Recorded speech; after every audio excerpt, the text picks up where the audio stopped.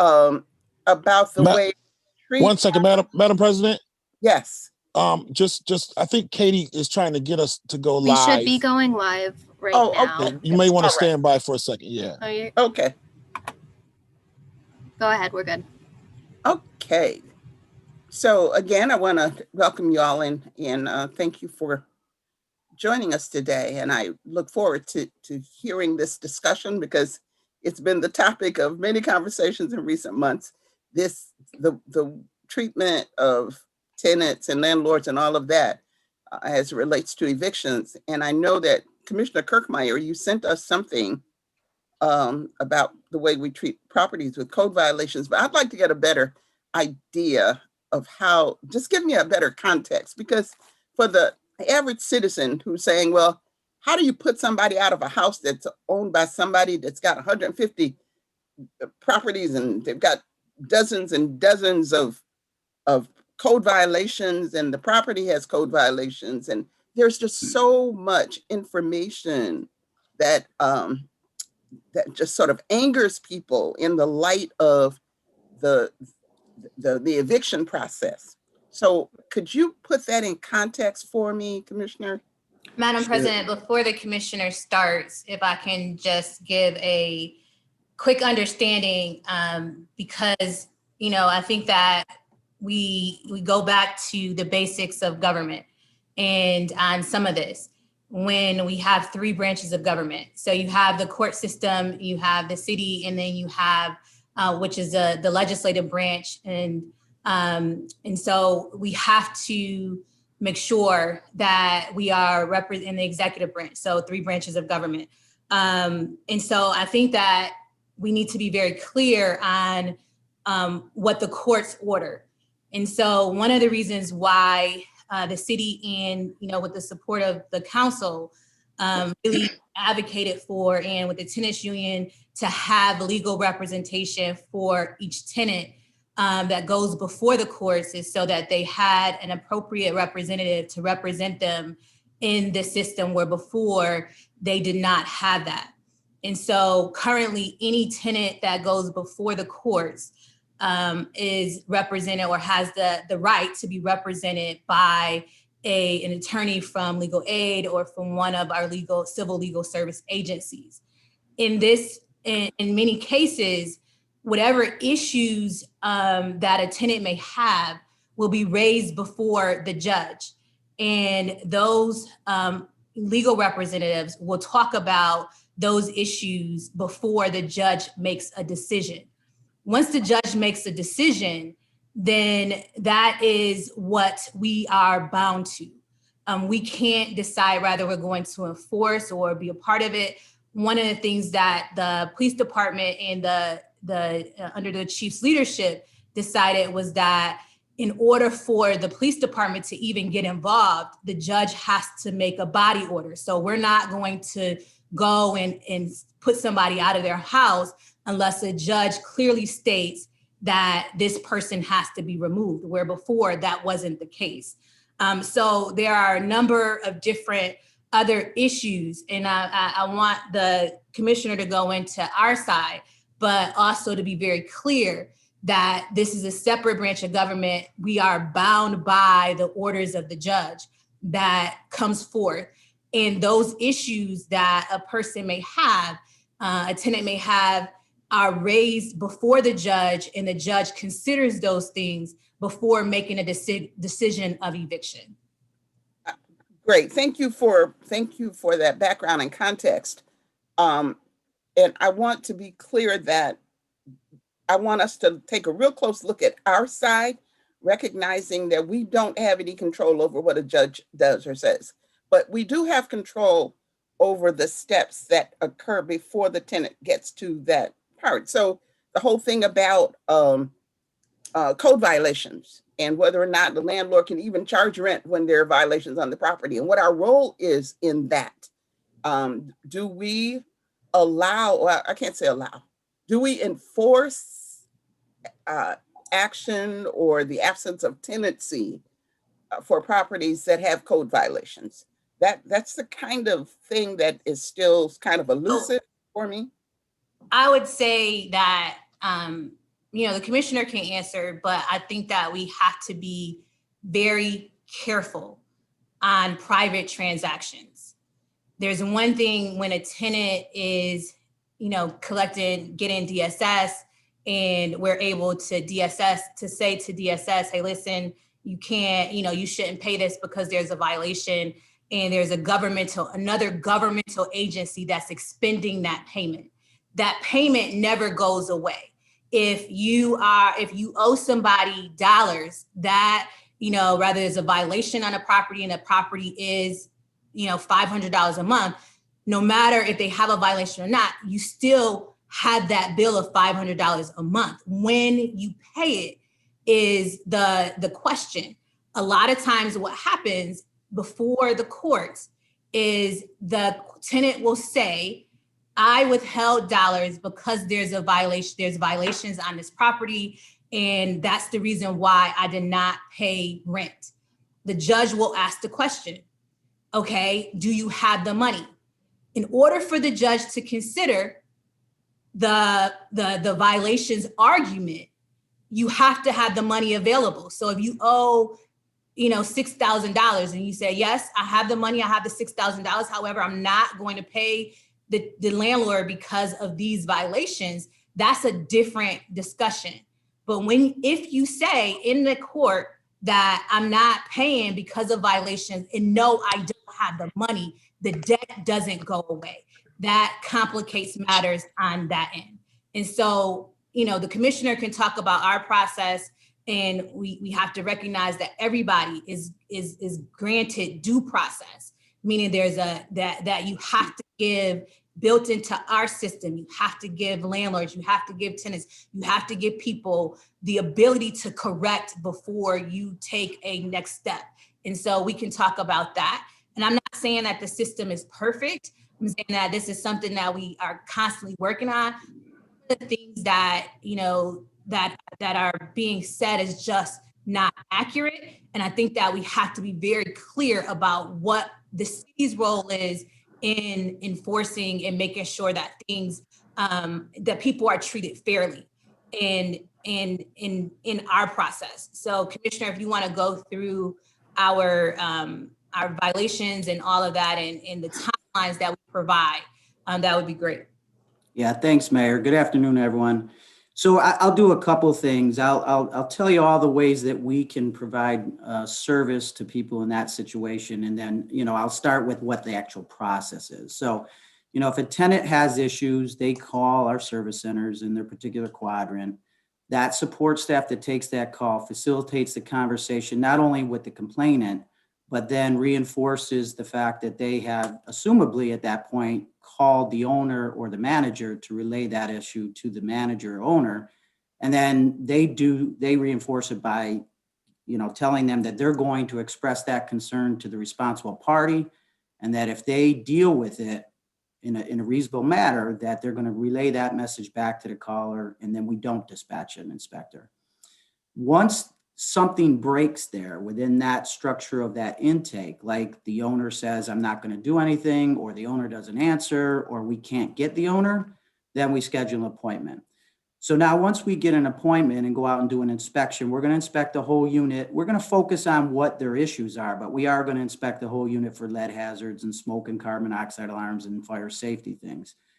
The notice and order will give the owner due process times, that codified time frames for each violation. What our general basic philosophy in code enforcement is, if you mitigate hazards in a reasonable time, i.e. quickly, if you have a work plan to get to the things that aren't hazardous and you communicate and progress, you can avoid enforcement mechanisms that we are authorized to impose. What are those mechanisms? They include ticketing, court, right? Ticketing and court action, and we could issue a vacate order if we had to. When we get into vacate orders, we're not trying to, penalize the innocent person here. So we're not going to force a tenant out of the situation. Our purpose and intent of issuing a vacate order would be to reinforce the conditions of the unit and have that as a ticketable offense to the owner should they not correct that issue, right? We're not going to issue a vacate order because the person called us and we vacate them out of the unit. That's not how it works. but we may issue a vacate order because of the severity of the violations and enforce that vacate order against the person that's supposed to be responding to the issues that cause the vacate order. So, what we tell people, and I think what's important for everybody, certainly any elected official to know about code enforcement, is just like every area of government, we have limited authority. Our limited authority lies in whatever we're empowered to do. So like the mayor said, a lot of this stuff is going to come down to court. Well, so we recognize that. So what do we do to try to mitigate and try to reinforce and enhance that process for our residents? We provided legal support. What do we do with our relationship with our legal service providers? They're intimately connected to our structure and our system. They all know how to touch us. They know how to get information, and they certainly know how to direct tenants to go into the process, right? So in our city, and this is not consistent with every city, in our city, any tenant that has issues has a right and can exercise that right to get those issues documented. Now, do they have to be for court? That's up to the judge, right? The judge can base their decision based on the facts before them. But what we can provide that tenant is factual, documented proof of an issue that they claim they have. And so what our role in that process would be, we get to the point where we inspect, we cite a notice and order, we advise that tenant that they can get a copy of that notice and order should they need it. And of course, all the attorneys know they can get a copy of the notice and orders as well. Someday we hope to have that stuff right online so they don't even have to ask us, they can self-serve. We're not there yet. So that's one way that we can serve that issue, right? Another way is in the recent policy that we just adopted for our emergency hazard abatement program. Now that we have resources through that City Rise grant, we can actually go out and abate some of these issues to the extent that our limited capacity provides us, right? So if that issue is a hazard and the landlord's not tending to it, we could go out and abate that and bill the owner. And if the owner doesn't pay the bill, it can go on the property taxes. That's something new. That's an additional, I won't call it ammunition, but it's an additional tool for our code enforcement staff. But at the end of the day, what our main role here is to facilitate the correction of violations. And we try to do that in a customer-oriented way. And to the extent that people are not abiding by our expectations in terms of mitigating hazards quickly and addressing things and communicating and progressing, then they'll find themselves in enforcement. And, I don't want to talk specific case examples, but I think you're referencing some of the data I sent back on that specific case that we were talking about. And I think you can plainly see in that data that it supports responsible activity on the part of code enforcement. We cited violations on X date. 2 weeks later, 10 of the 11 violations were cited. We went out to the same unit a month or two later, and there were new issues that we did not see the previous time. They were cited. Within 3 weeks of that, those violations were abated. After that, another month, another complaint, new violations were cited. Now, I will tell you, based on the violations that I saw, there's no way they would have been missed on the first time because they were smoke alarms, carbon monoxide alarms, things like that. We absolutely check those every time we're in a unit. Now, so 3 of those remaining violations that were newly cited did not get abated, and 4 tickets were issued to the tune of over $2,200. So activities to the extent that we have our limited authority were exercised.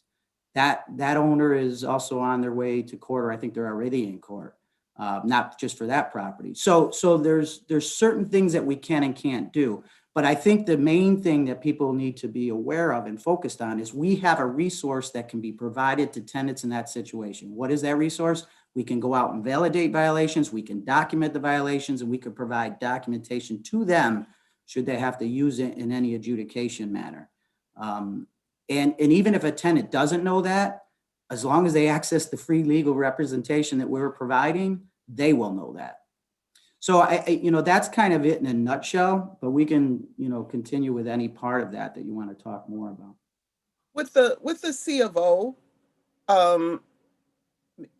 even in reference to that particular case, it was like a 6 months. It was not, I don't know what the duration is usually, but this was a short one. So I would think that property owners, landlords would covet the C of O, and that in the absence of that, what is not clear to me is what the not penalty, but what the downside is of not having it. How do we make the C of O mean something? So, I mean, the lack of a C of O is an additional health and safety violation. One thing I didn't mention in terms of some of the leverage that we have, or another tool that we have, is health and safety violations are reported to the county. So DSS sends out letters to the respective property owners when they have health and safeties. It's a 90-day rent withholding letter. That drives code compliance more than ticketing. That's the vehicle by which we get most of our compliance. The lack of a C of O is a health and safety. It can trigger rent withholding if there's DSS tenants in the building, but it's also a ticketable offense and a high level violation. So landlords are not going to want to be the recipient of a ticket that can be issued on a monthly basis for a lack of C of O. Now, that said, we do operate a structure that is, that respects and appreciates the fact that we have a great deal of great landlords. And we are customer oriented. So we're going to facilitate the process in a responsible and reasonable manner. So there isn't going to be a ticket for a lack of C of O for 6 months. Our expectations are you get your C of O within 9 months, and we'll facilitate the process thereafter, but you better have some reasons and you better have a work plan to continue past that point. Councilmember Patterson, followed by Councilmember Gruber. Just to add one thing before Councilmember Patterson, those tickets are applied to the tax bill if they're not paid. And they'll default and double in value if they're not responded to. Right. Okay, so here's my question, and it's in reference to 90-16 of the code, certificate of occupancy, and it says, okay, nobody's supposed to be in a building unless it has a valid C of O. And then it says the violation shall be considered a high-level violation for which the penalty set forth in 13A-11D of the municipal code shall apply. So my question is, are you actually giving out tickets to property owners who don't have the valid C of O? How often do you get the ticket? And maybe you did just cover it, but I'm just going to ask it just like that. So are you giving the ticket? How often do you give the ticket?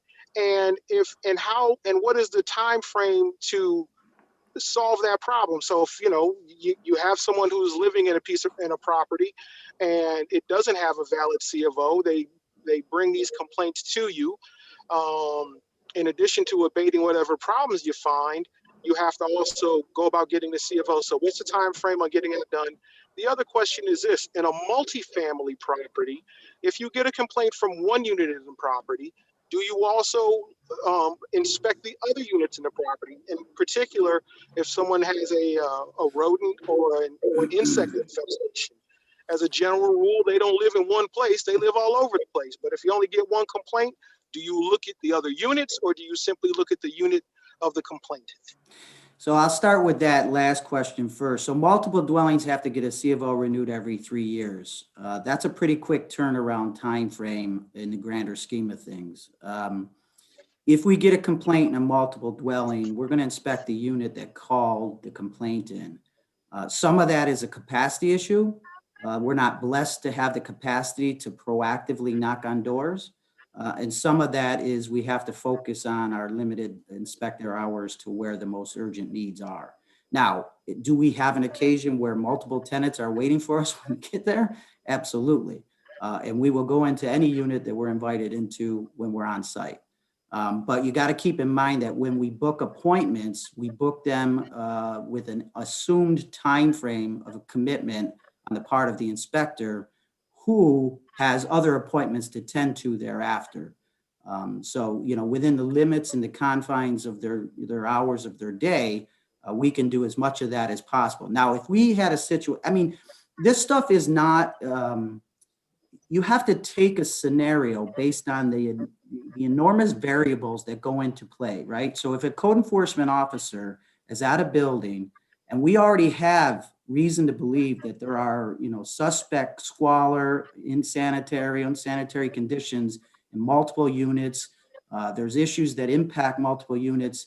then we're going to shut that inspector time frame down so they can spend enough time in that unit, probably supported by their senior code enforcement officer, so that we can do a thorough and dedicated, focused effort at that place, because it warrants that kind of attention. But your typical average complaint, which we get 4,000 a year, it's difficult when you're managing 9,000 properties at all time to proactively do much beyond what we know we have to do given the schedule for that day. And I'll just add that that's why the land management system is so very important. Right now, we operate in about 3 or 4 different systems.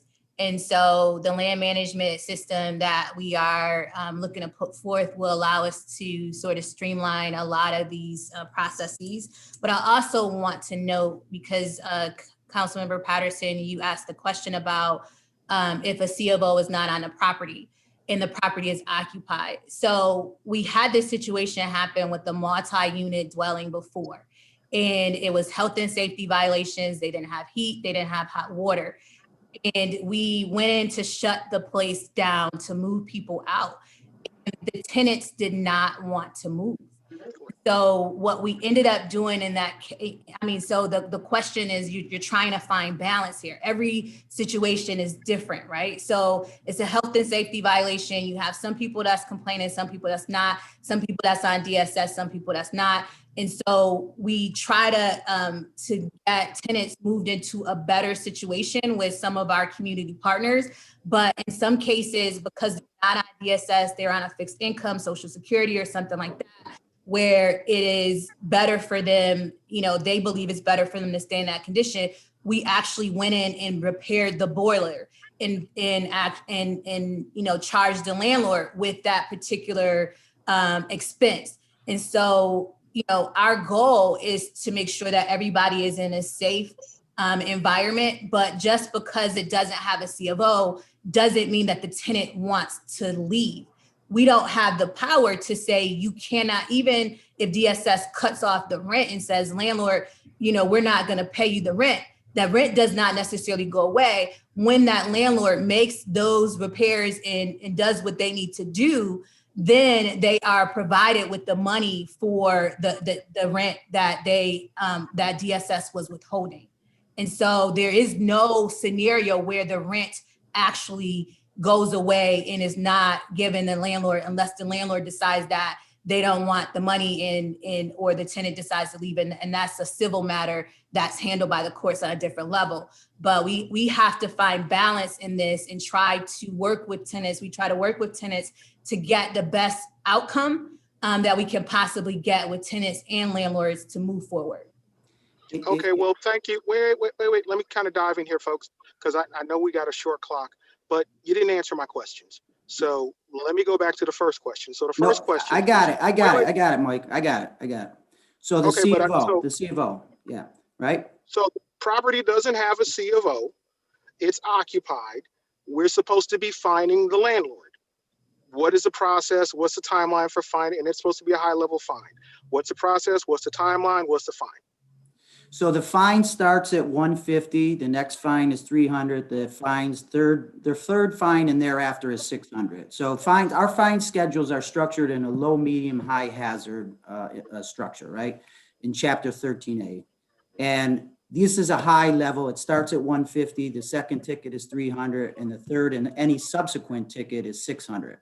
If you don't respond to the ticket, they default. Now, it is not going to be, typically when we ticket the C of O, the lack of C of O on a C of O case, we're also ticketing another violation, because what the courts have said is, if you're going to ticket with prima facie evidence case, and basically that means we're at municipal codes without a presence, right? We have a package there for the hearing examiner to defend our position. It's all factually based, but we don't have a person there because we can't avail time for our inspectors to sit at the hearing, right?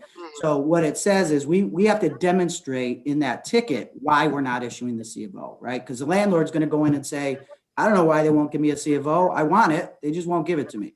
Well, we demonstrate that through physical and documented evidence that there's still violations that prevent the issuance of the C of O, right? So it's never going to be, if you don't apply for the C of O, we're going to ticket the lack of C of O. That's for sure, because you haven't applied and we can prove that systematically. But if you have applied for the C of O, then we need to demonstrate to the adjudication process hearing examiner why we're not issuing it. And we do so by ticketing things like, deteriorated paint, gutter, roof, something from the outside that we can easily capture in a picture. Okay, let me just dive in there, because that's part of it, but that's still not the first question. So the first question is specifically and particularly to a property that is occupied that does not have a C of O. That is supposed to be a fine in and of itself. So if you're telling me you've given me the fine structure, the question now is, what is the timeline for the property that does not have a C of O? So, is it a month? So the first time you get that $150 ticket, you got a month to get the C of O, and then the next month they come out, okay, we're going to go up, it's a $300 ticket, and then the next month, okay, it's a $600 ticket, and then thereafter every month it's $600, or how does that process work? That is the question. Yes, and I was getting to that. I know, I got you. So I'm going to go back to this. You cannot make that simple scenario. We don't deal in black and white in code enforcement. There are a lot of gray in reality of the real world that we operate in. And when I say that, what I mean is it depends on what's going on with the case. If we were a ticket first agency that ticketed the lack of a C of O the first month that you were expired, we would have less quality landlords in this city, and we would have probably 100 to 200 warrants that we would need to secure to get in properties every month.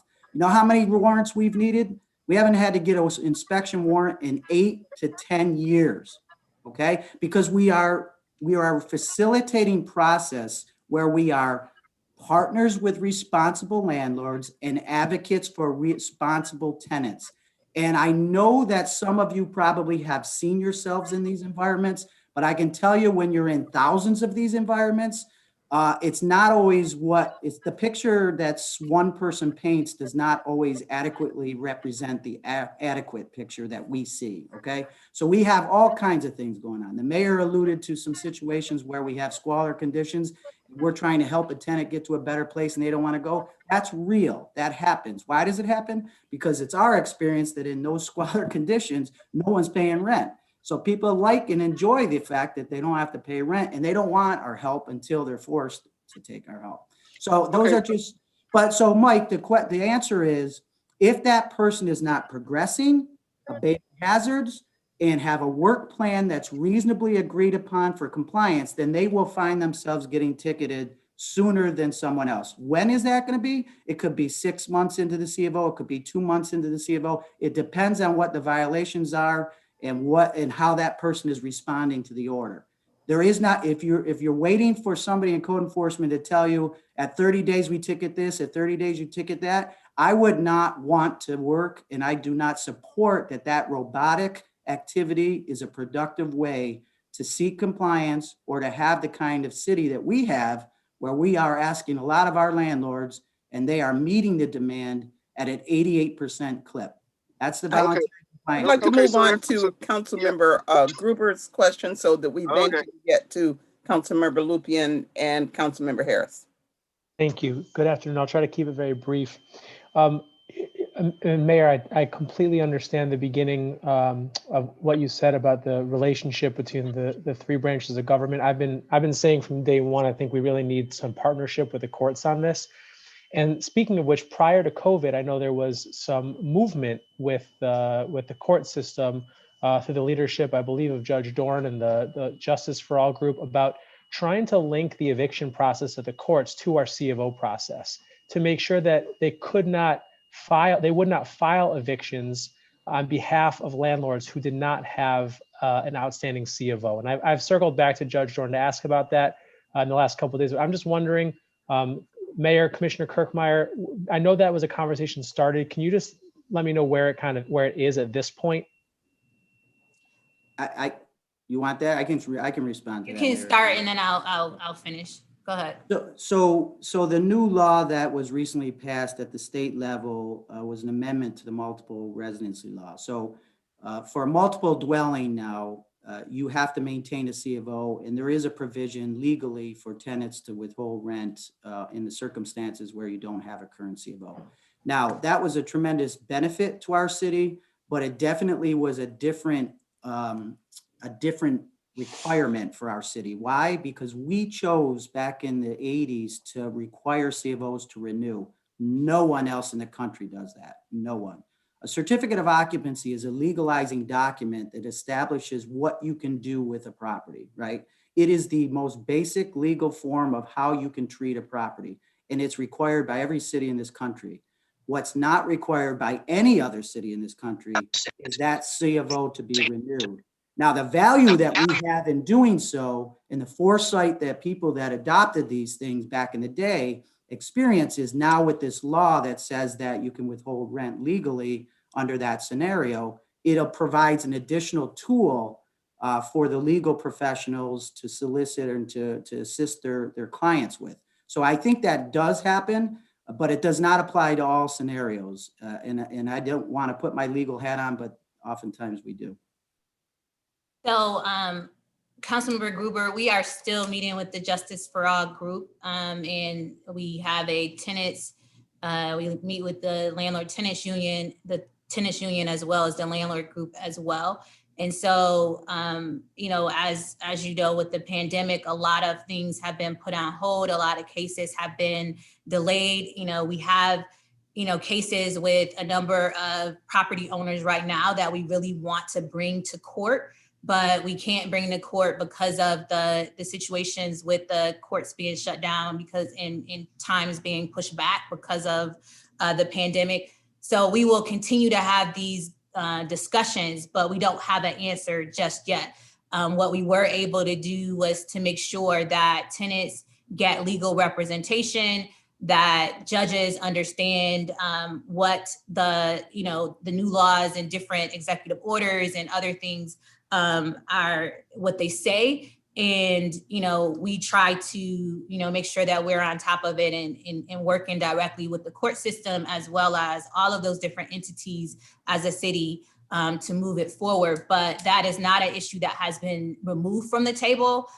We will continue to raise it, but we're not sure when that answer will be finalized, given what's happening with the court system. Thank you. I think my last conversation with Judge Dorn was really promising. I agree. I think COVID has absolutely slowed things down, but I think the more we can link up the C of O process with the eviction process, the more likely we are to get our landlords to all take the C of O process really seriously. And I'm not saying they don't, Commissioner Kirkmeyer, but I'm saying there's probably always room for improvement. So I would be an advocate for that. And I think we all need to just continue to push on the court system to be ready to cooperate. I think that, you know, one of the things that we raised with our state delegation is this housing court. You know, Rochester is one of, you know, the one city that is an anomaly that we don't have a housing court. We need the state to pass legislation to allow for that. And so a lot of the issues that we could possibly insert some city influence in, you know, is held up by this part of Rochester being left out of that. So any advocacy, I know that our state delegation is looking at this, and, you know, I think that that would help as well with the court system, because you'll have a dedicated court that's dealing with these issues, understand these issues. And I know that Judge Dorn has tried within the current system to do a lot to, you know, streamline the process, to work with us, to hear our concerns, and all of that. COVID has complicated matters, and, you know, we will continue to work, you know, in this system that we have, but it may be, you know, just time to push forward the legislative agenda and get a housing court here in the city of Rochester. Thank you.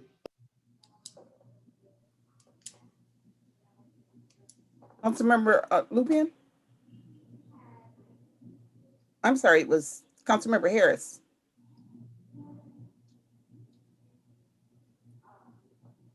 Councilmember Harris? Okay, Can you hear me? Go ahead, then. Okay. Yes, we can hear you. Oh, Mayor Warren answered my question regarding housing court. I'm all set. Thank you. All right. Councilmember Lupia.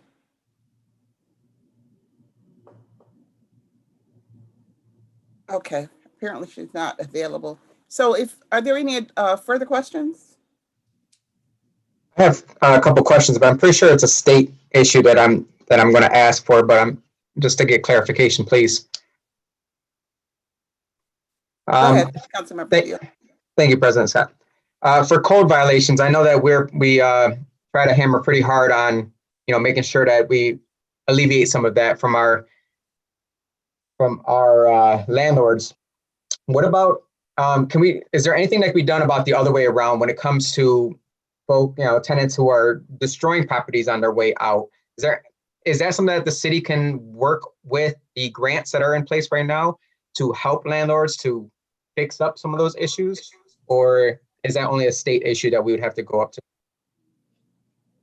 So we don't, I mean, the only grant programs we have currently for landlords to access are our lead program. So they can access the lead grants just like an owner occupant can. And then with the CARES Act dollars, we came up with that vacant unit landlord grant where they can get up to $4,000 off the cost of rehab in a vacant unit, so long as they occupy it with a resident at or below 60% AMI. There's limited funds. I mean, that's the honest truth. We're dealing with our CDBG for next year budget soon. And there's just never enough funding to go around to get to landlords because we have so many residents that need assistance. So if we were to construct something for landlords, unfortunately, it'd probably be in lieu of helping residents, owner occupants. So, that's a decision that we would, you all would have to make, but they're tough decisions given the limited HUD funding. There is a process by which landlords can get assistance though. So with DSS, they have the program where, before a tenant moves in, they do an inspection and they sign documentation that this is the way they moved into this property. And then there's a process by which they would have to go through when the tenant moves out, if they are not, if it's not in the same condition, to get reimbursed and to get dollars to actually bring the property back up to the standard that they want. And it's also the reason why a lot of landlords charge a security deposit, because that security deposit is what they would deduct any repairs that they need from. So there are two ways. It's not necessarily, these are with DSS, they have their process. With some private landlords, that's what the security deposit is used for. And then whatever is left over from the security deposit after the repairs are made is then reimbursed to the tenant that moved out. If there isn't anything, then the landlord would state and document those items that they needed to repair and the basis for which they are not going to give the tenant back the security deposit.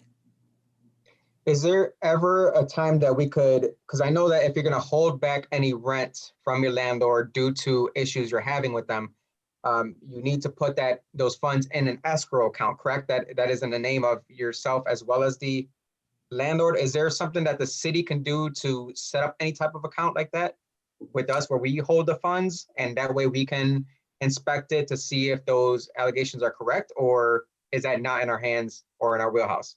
No, that's not in our division, but I mean, that's something that one of our not-for-profit organizations, as well as I know that our civil legal service agencies, I believe that one of them, especially with, tenants that are, on Social Security and have some mental health challenges where they can do that. There is a process. So I think that we have to be really clear that the debt no matter what, never goes away. And I think that's something that people think, like the debt goes away. If regardless of whether a person doesn't have a C of O, or if there's some violations on a property, no matter what, the debt doesn't go away unless the landlord agrees to allow the debt to go away.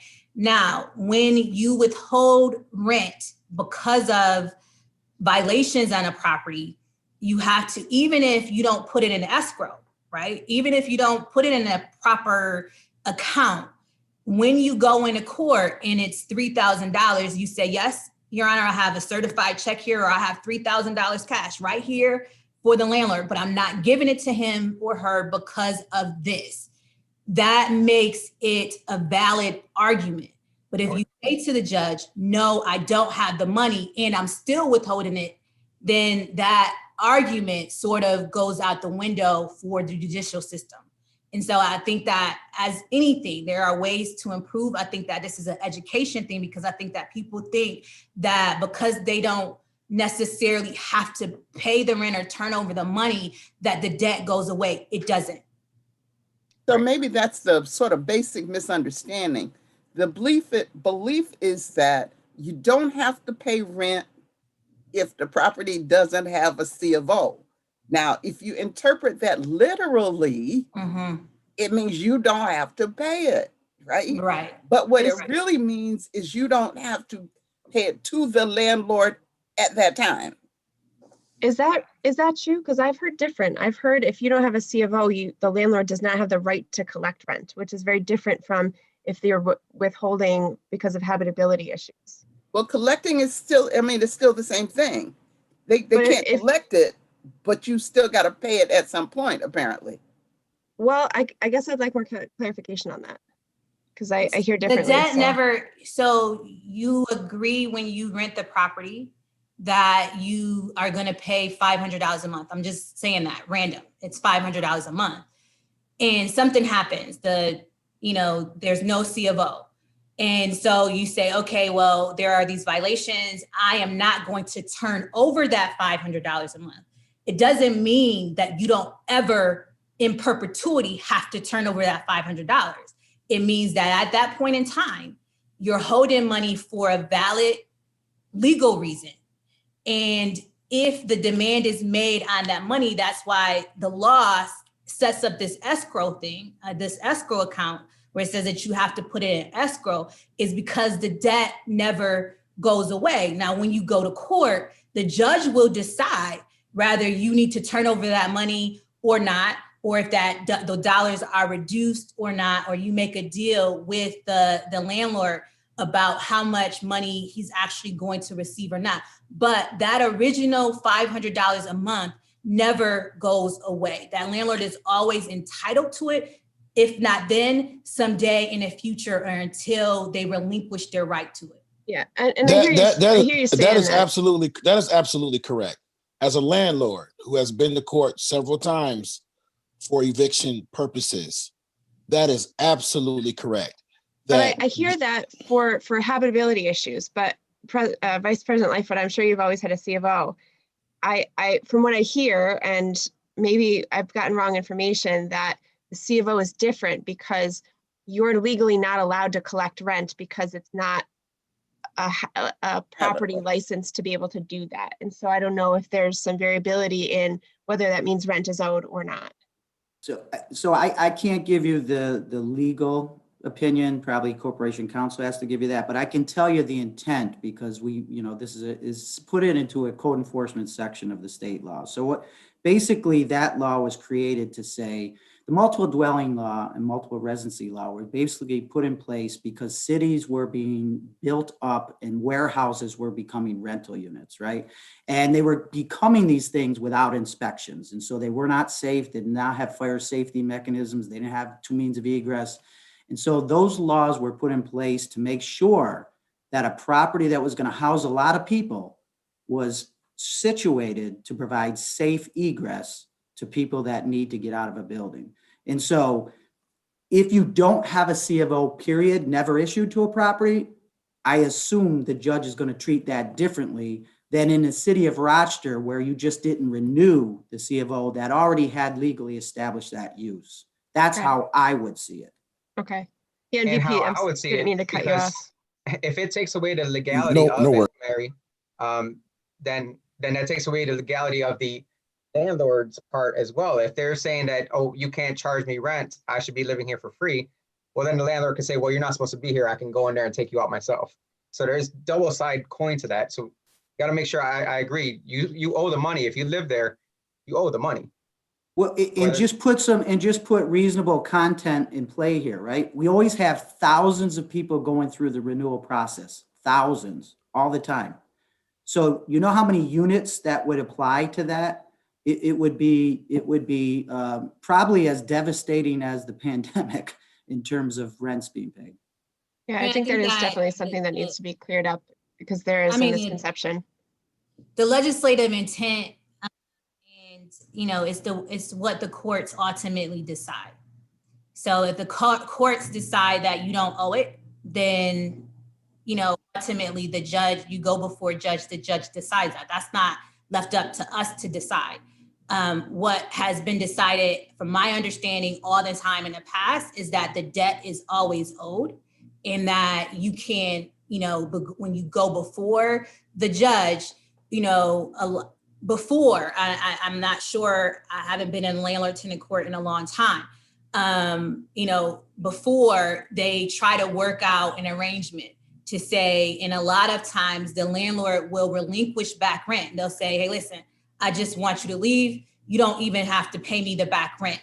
That will be part of the order. Sometimes the landlord says, no, okay, instead of you paying me $10,000, I want a $5,000 order. All of those things are decided in front of the courts, and therefore, that is the reason why we have made it a priority, and thank City Council for their support in making sure that every tenant is represented with has free legal representation when going before the court system. Okay. So I think we would wrap up this portion of our meeting. I'm sorry, actually, that wasn't my question. Could I just ask my question real quick? Commissioner Kirkmeyer, I've heard you talk in the past about code enforcement years ago having a lot more staff.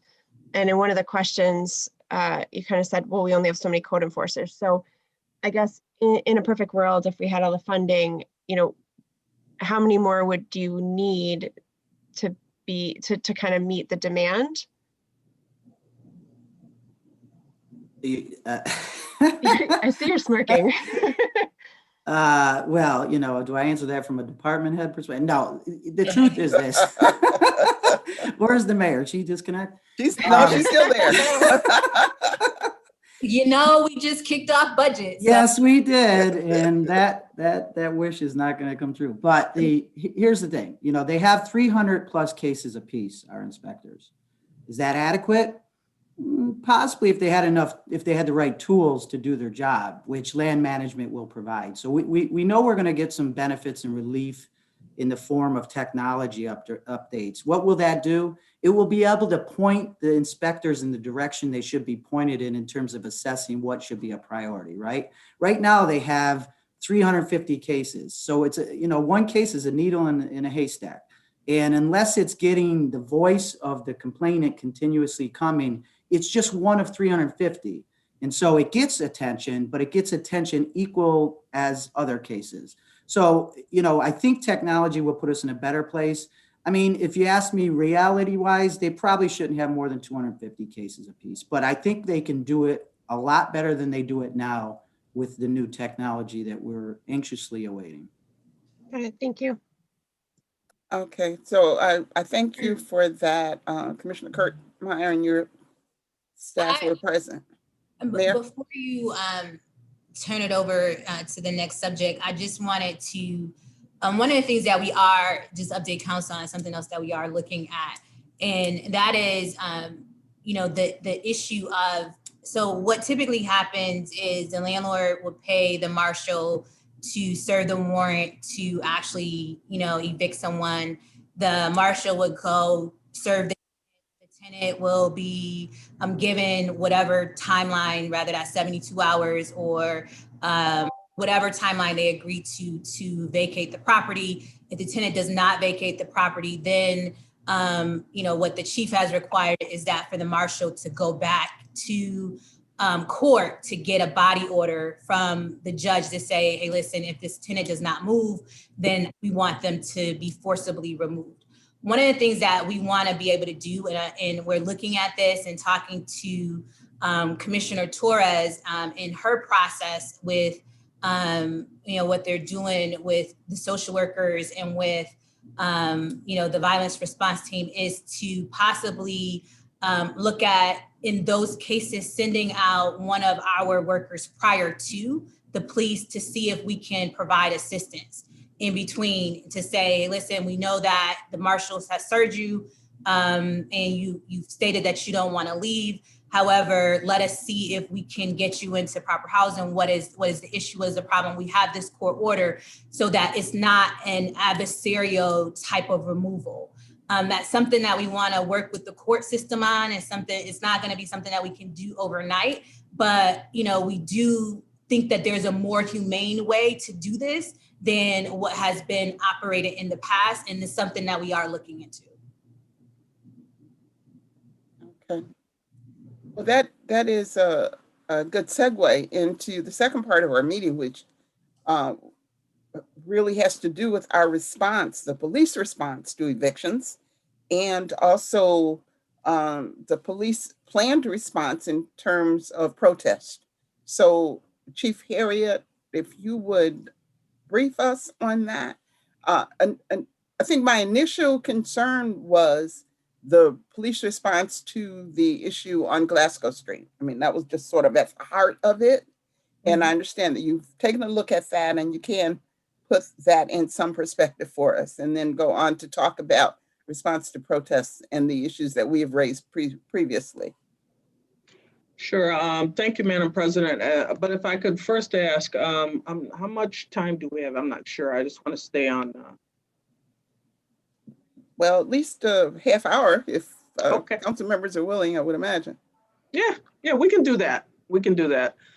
I'll give a brief overview, and then what I'll ask is if Executive Deputy Chief Anderson could give an overview of the Glasgow incident, because he pretty much handled it from beginning to even now. And I was, making calls from home and, talking with some different council members to make sure had the finer details on it. So I'll give a briefer overview of our process, and I'll have him weigh in on Glasgow, and then we will go into talking about the demonstration plan.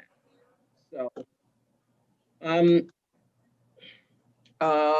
Mr. Petiti, are you prepared to share screen and bring the PowerPoint up, or no? Yeah, just give me 1 second. I'll pull it up right now. Not a problem. Thank you. We can get all of this done in a half hour, all presentations, and then unless you keep us with your questions, we're good, but we'll stick to our presentation time. Thank you, everyone. So as he does that, what I will mention is the agenda.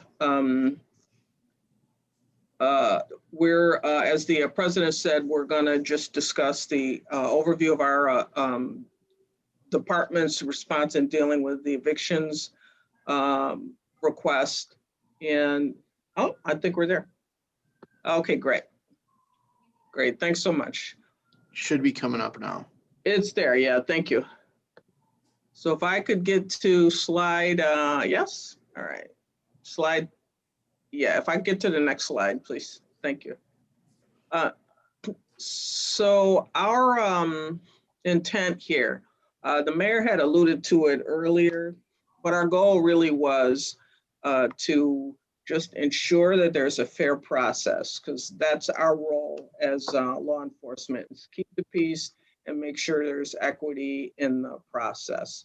And so the other piece to that is I still had a little bit of my Rochester Housing Authority hat on. I knew the trends and what we were dealing with as far as evictions, that there was so much that had been put on hold or on back log, that I knew that this is something that was going to grow. And when they started having the hearings again, we were going to have issues. So I did ask internally our staff, the executive deputy chief, he did a great job of pulling people together under Captain Mura, Lieutenant Lefebvre, and really put our heads together on coming up with this process so that we could streamline things.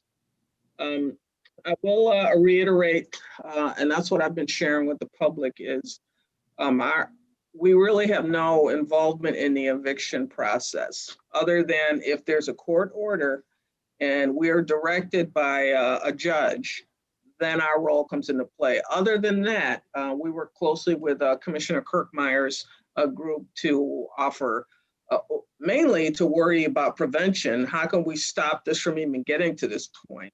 But mainly to offer services and to ensure that if somebody really is being put out in the cold, that we work with them to make sure they get the support and help they need.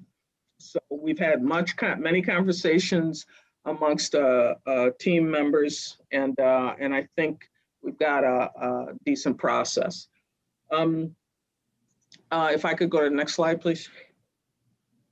I do want to reiterate, I've had some conversations with judges, and what's been shared with me is the only eviction cases that are going to court to be heard are not the COVID involved ones, meaning these are people who have the means to pay their rent, and for whatever reason they do not. The mayor talked about people withholding rent.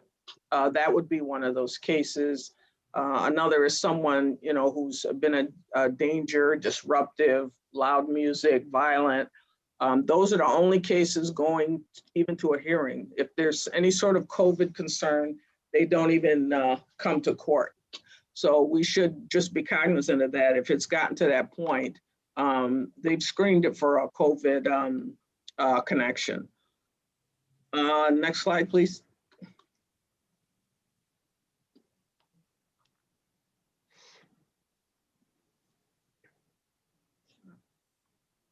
Sorry, my computer froze. It's all right. It's all right. I've got it up too on my end. So if everybody's okay with that, I'll move forward a little bit. And then Nick, if something changes, that's fine. But I've got it covered here.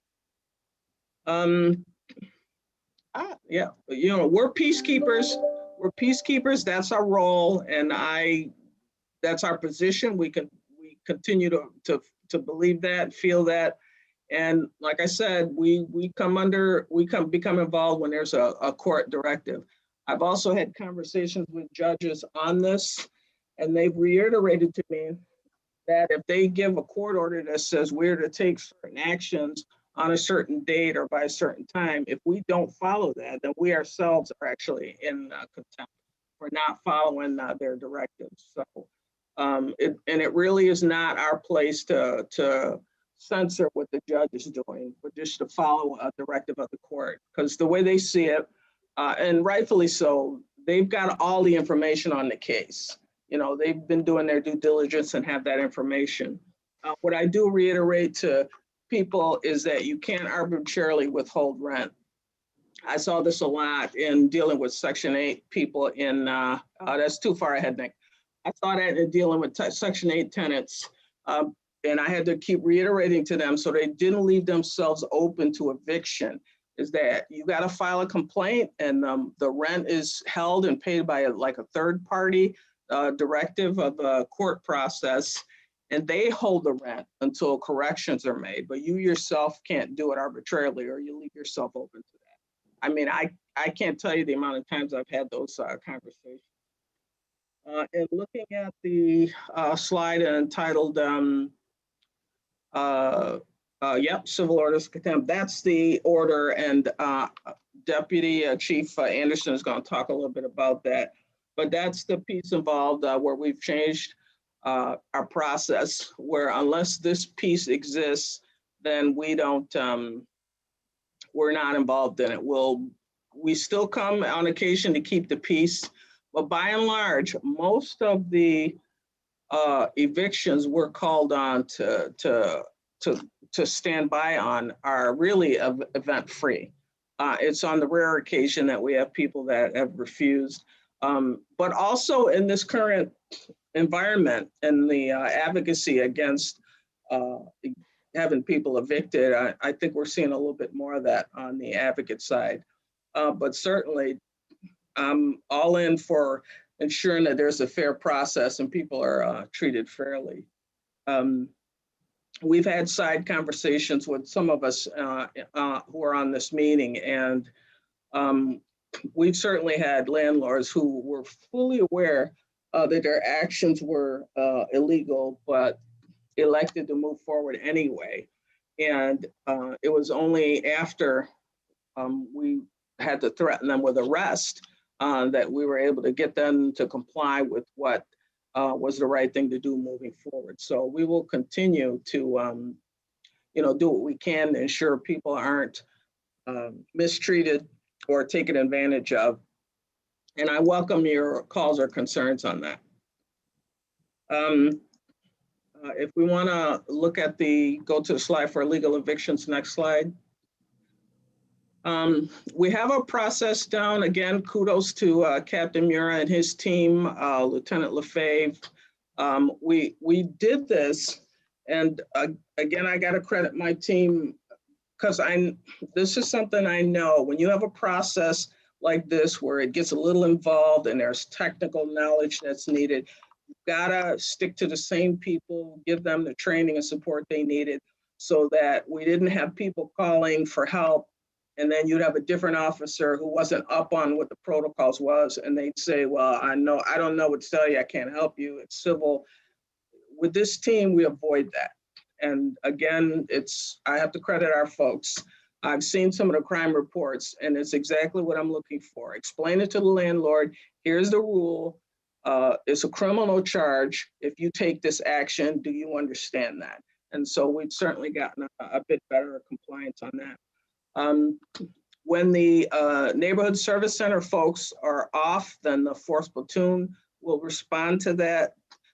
Again, the same thing, so we have consistency in the process and that people know what to do. Now, the other thing I'll add to that is on my staff, Investigator Camp, have him involved as sort of an ombudsman on this process. If something does slip through the cracks and people maybe felt they weren't treated fairly, then he is the point person.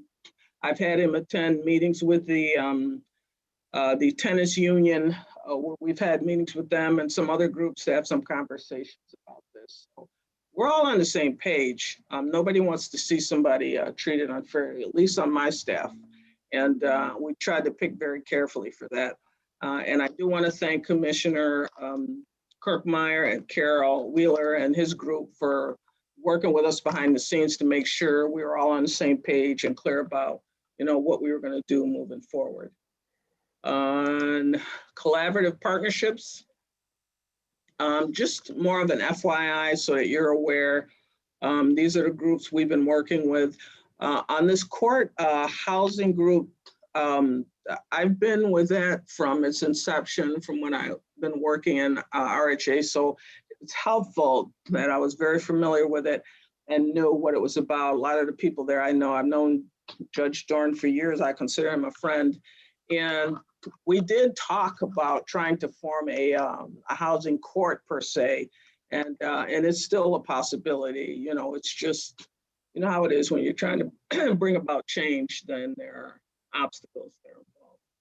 So I just want to again tell you that we are generally not involved in the eviction process. That's not our goal, but if we are, then we have a process in place, I believe, that ensures that it's gone through the court scrutiny before it even comes to us.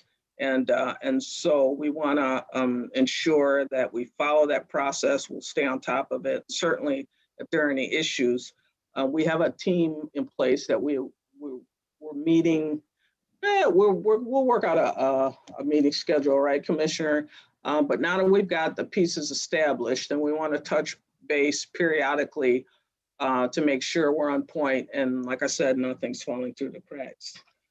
So what I'd like to do right now is to ask Executive Deputy Chief Anderson to give us a brief overview of the Glasgow piece or eviction case. And then, certainly we can roll right into the protest planning, demonstration planning, and then answer your questions if you had any. ED? Thank you, Chief, and thank you, Mayor, Council President Scott. I'm going to walk you through what transpired. Obviously, we've had an opportunity to see some of what transpired in the media, but I'm going to allow for you to see what really happened. And as I believe President Scott started off in the earlier conversation, is there are some things we control. And one thing that we do control is our response. And so there'll be some self-reflection here, but at the same time, I just want you to know what transpired. As you know, the background, without going into great detail, is that we became involved because the tenant was alleged to stop paying rent for over a year. And on October 28, the landlord agreed to waive the back rent if the tenant moved out. Now, she agreed to leave the residence by November 30th. Hence, we were notified on December 18th that she was still there inside the residence and an eviction warrant was issued. So that's kind of the background. Now, initially, what you may not know is we had several responses. Our initial response was when we were contacted by the city marshal's office, and we were asked to assist with an eviction. So as the chief had indicated, part of our response and a modification with respect to what we're doing is to ensure that when our police officers respond to these types of situations, they do so with a servant mindset. And so that initial response was 2 crime prevention officers and 1 neighborhood service lieutenant. So there were 3 uniformed police officers that were part of that initial response. They were in uniform, police uniform, wearing protective masks, no ballistic helmets, no riot gear. Upon arrival, the city marshals, as we were there in a peacekeeping mode, were met with about 20 advocates, I would call them. And those advocates were on the porch, on the front yard. They were blocking the entrance of the residence. Now, at this time, they were there to serve a legal eviction, but our role was a peacekeeping role. But at that time, the tenant refused to come outside. This was the first contact. So the city marshals were actually unable to serve the eviction due to the advocates being there. So when our officers responded, what they attempted to do based on our new direction is to provide emergency housing and food resources documents. Now, it's a very collaborative document, and we will share that document with you as well. But the attempt was to provide that information to the tenant so that we can assist. However, the advocates would not let us talk to the tenants. Since that occurred, the city marshals opted to go back and get a warrant, and they received an order of contempt and arrest warrant. That warrant directed both the Rochester Police Department or the Monroe County Sheriff's Office to execute that warrant within 2 hours. So now our agency was left with 2 hours in order to address this. It also indicated in the warrant that we were to apprehend others that were preventing the execution of the warrant. So now this is the direction the Rochester Police Department was given. Yet when we went back and responded, we went with 1 crime prevention officer and 1 neighborhood service lieutenant who went to assist again with the marshals.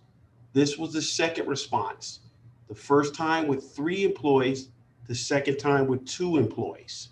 However, they provided a plan. This second time they were contacted, there were more than 30 advocates and some protesters that were there. So they knew that that we were coming to respond.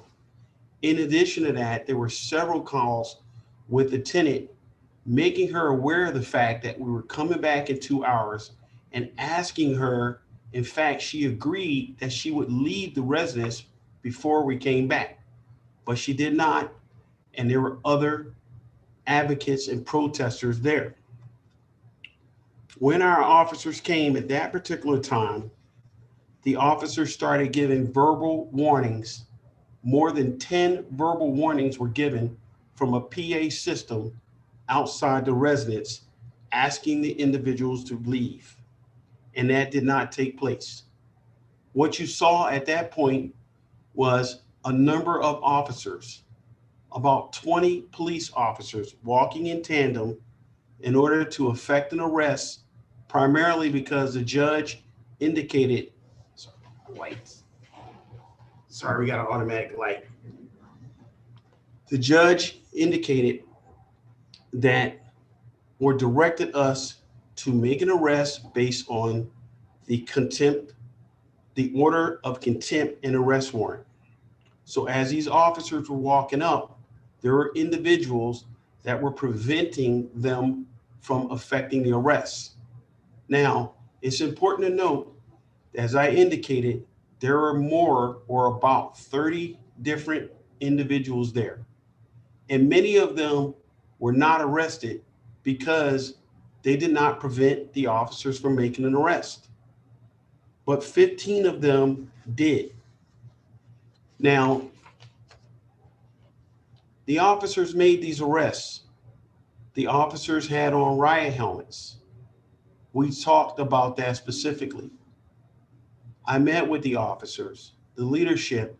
We had a real self-reflection with respect to whether or not that was a proper response given this type of call. I was very pleased that the officers did a lot of self-reflection, had candid conversations about what transpired, and came up with a different response. They themselves recognized that while it was important for them to do what they were asked to do, many of the officers, quite frankly, said they didn't even want to be there for that eviction, primarily because they knew what was going to take place. So they offered some resources, but yet the officers made arrests. And the optics and the way the officers responded looked bad, and they knew that. But in response to what took place, the officers' initial response for using the helmets was to use the shields in order to ensure that neither the officers nor the individuals contacted could spread COVID-19. However, when the officers got there, they noticed that placing the shield down on their face mask created fog, and it was cold, it was snowing, it was some snow, and they weren't able to walk. But nonetheless, the response was one that really looked militaristic. So in speaking to the officers, they recognized that. And 15 individuals were arrested. What we learned is that although those 15 individuals were arrested, we had learned that there was the possibility that the arrest may change because a court order required us to take the people into custody and for them to see a judge at 9:00 a.m. the next day. The police officers knew that if they took the individuals in custody, there were 3 things they were concerned about taking them to jail. One was that when you take people in custody, you can expose them to COVID-19 in a jail. 2, they knew that it would have an impact, and this is from the officers, on the family members, as well as those that have children. Those that have children may be impacted by what transpired because of the possibility of COVID, as well as the fact that when people are arrested, perhaps they may not get out. They just weren't sure. And that's what I was told by the officers there. But they also were aware of the fact that it may change because there was a lot of conversations about whether or not the judge or someone may change the order. And because of that, many people were held outside with an officer while they were in the car in the heat for several hours. A lesson learned. While they were there with officers manned, none of them were transported to the jail. And the officers, as suspected, were informed that they could issue appearance tickets for the 15 individuals arrested, which they were pleased with because they didn't take them to jail and they released the individuals. So there was a lot of lessons learned there, a great deal of humility from the police officers. And as we go into this protest response, you'll see that we're carrying that response with respect to what we do in everything that we do thus far. Furthermore, we learn that as we do this in the future, it's important for us to reach out to Facet and other folks to come to help us to assist, which they've agreed to do in terms of these types of response. A lesson learned all the way around, but nonetheless, for me to see the humility and respect that the police officers garnered was really something to be proud of. Yet we understand how the response looked and what transpired, and there were things that we could have done better. Thank you, ED. Mr. Petit, if you want to pull up the protest response, and then we'll get through that. And then again, if you have questions, we'll certainly be happy to respond to those. The executive deputy is going to handle the response or this presentation part for the most part. I just want to reiterate to you that we've spent a lot of time meeting, reviewing after action reports on the other demonstrations, talking to other police departments, because we want to learn and we want to make sure that we put our best foot forward in protecting the rights of the citizens of this community, but also, being careful about public safety. So again, I want to thank staff for the time and effort they put into this. We had to have some tough conversations to look internally at ourselves and, what went well, what didn't, what could we change? As the ED just said, some hard lessons learned, but still lessons learned nonetheless.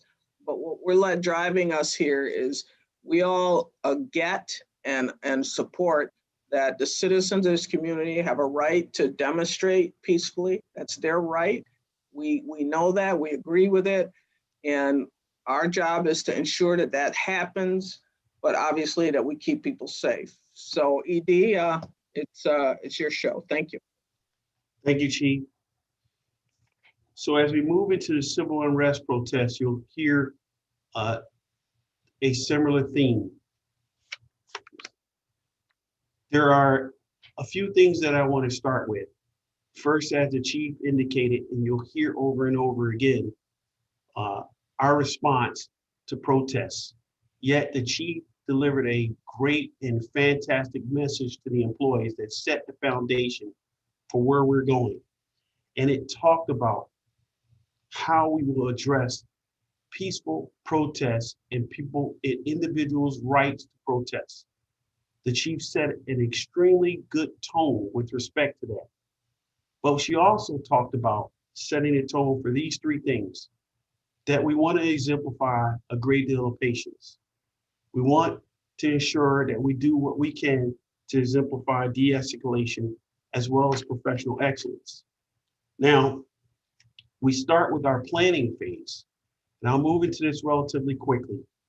What we've done is taken a look at what we've done in the past and reviewed those recent and prior protest responses.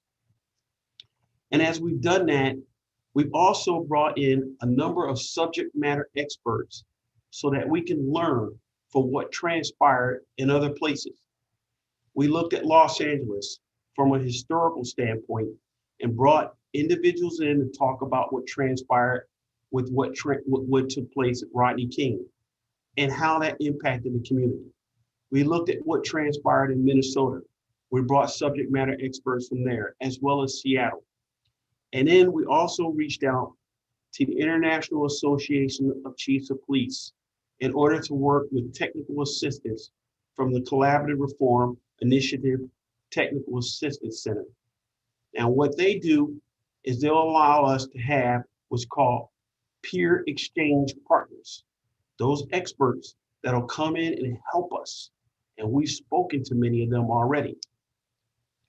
But the Rochester Police Department will utilize the National Incident Management System. So just real quickly, I think, and I'm confident that we know about this. What is it? It's simple. It's a standardized hierarchy. It is a structure that allows for a cooperative response with multiple agencies. The primary role is for us to establish planning, for us to manage, for us to focus our functions and responses on partners within a coordinated effort. In our plan, I will tell you, we will not have the utilization of canines. We will not use them as part of our response. Our special weapons and tactics, which is called SWAT, will only be used in situations when there are life-saving concerns. Next slide.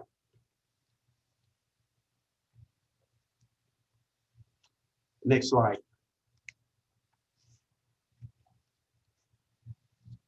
For the sake of time, I'm going to move us really quickly here. I want to talk about our tailored response.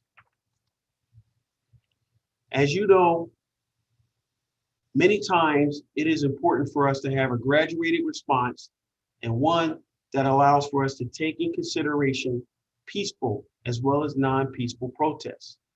That graduated response for us, the community, and you all is to adapt our response based on the behavior of the crowd. So we have a three-pronged approach. One that'll be for peaceful, lawful protest demonstrations. The second for peaceful protests, but non-violent with non-criminal acts. And the third for riotous, violent behavior and felony criminal actions. All of them are potential possibilities. So we have carved out some responses to each. Now, I must say, as we move into things, obviously, when you get into some of the tactics with respect to how we'll address things, some of those things, quite frankly, we can't specifically talk about all the tactics with respect to protests, because there are things that we have to safeguard in order to keep the community safe. Next slide. But as we look at level one, you can expect that we've documented and defined what it is, and I'll also provide you a response. We see a level one peaceful, lawful demonstration as one where the citizens or even individuals obviously are not violent. They're not committing crimes that impact other community members. And the groups of individuals express a disapproval of government or an institutional action. This may involve protest advocates, individuals that are holding signs. They may be boycotting.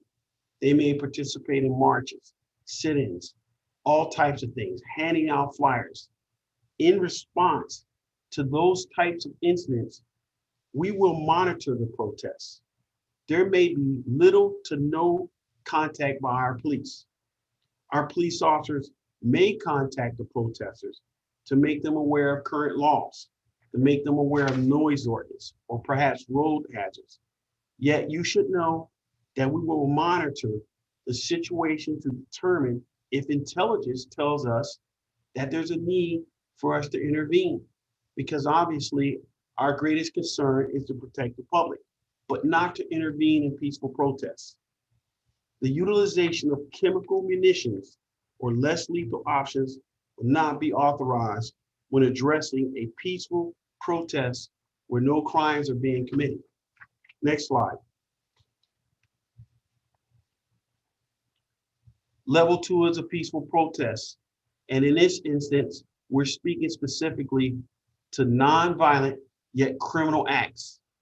They're defined as gatherings where individuals are nonviolent, as I indicated, but they're actively committing crimes, such as blocking a thoroughfare, maybe acting disorderly, committing acts of criminal damage. They're actually committing crimes that are not necessarily felonies. As you see, in no way should our police tactics create a reaction predicated on a group's verbal expression.